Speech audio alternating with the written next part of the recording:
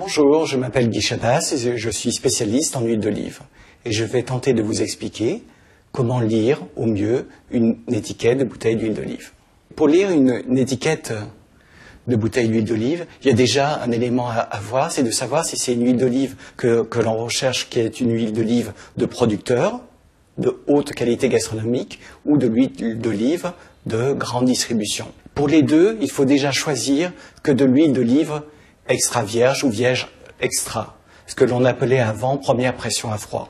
Les huiles d'olive de grande distribution, de grandes marques, sont obligatoirement des mélanges de différentes huiles provenant de différents pays pour déjà arriver à des prix raisonnables pour le consommateur et aussi pour équilibrer le goût.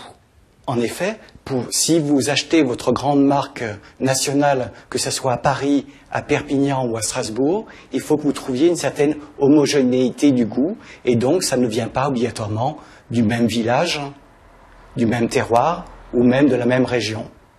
Même si les noms fleurent bon la Provence ou la Toscane, ce n'est pas obligatoirement un gage que c'est un produit totalement local.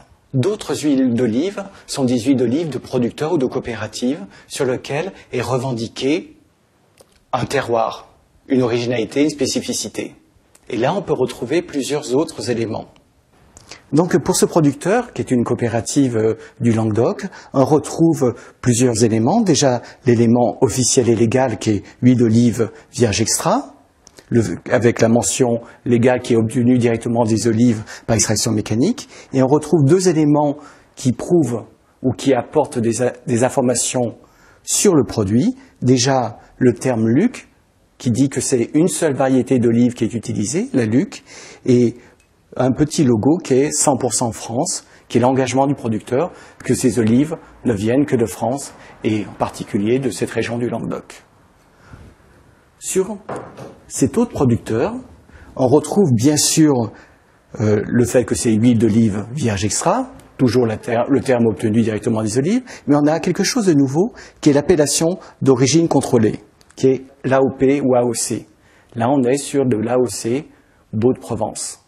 Donc, il donne la spécificité et la garantie que ça vient que d'un tout petit terroir, qui est les Baux-de-Provence, et donc de 4 variétés locales typiques. Et sur des produits, et sur un autre produit, qui est un produit en fait italien encore plus haut de gamme, on retrouve bien sûr le fait que c'est de l'huile d'olive vierge extra, on retrouve le logo appellation d'origine contrôlée, mais on retrouve aussi deux éléments qui n'apparaissent pas toujours sur les huiles d'olive. Déjà, la date de récolte. Donc, on sait que ça vient de la dernière récolte. Et on trouve aussi le nombre de litres qui ont été produits.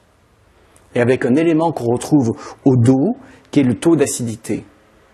Pour les huiles d'olive extra vierges, le taux d'acidité doit être inférieur à 0,8%. Certaines huiles d'olive, comme celle-ci, arrivent à 0,1 ou 0,2%, ce qui est un des critères de qualité. Maintenant, j'espère que vous savez comment lire une bouteille d'huile d'olive et vérifiez bien que plus il y a d'informations sur la bouteille, plus ce producteur s'engage à vous offrir un produit de qualité. À bientôt.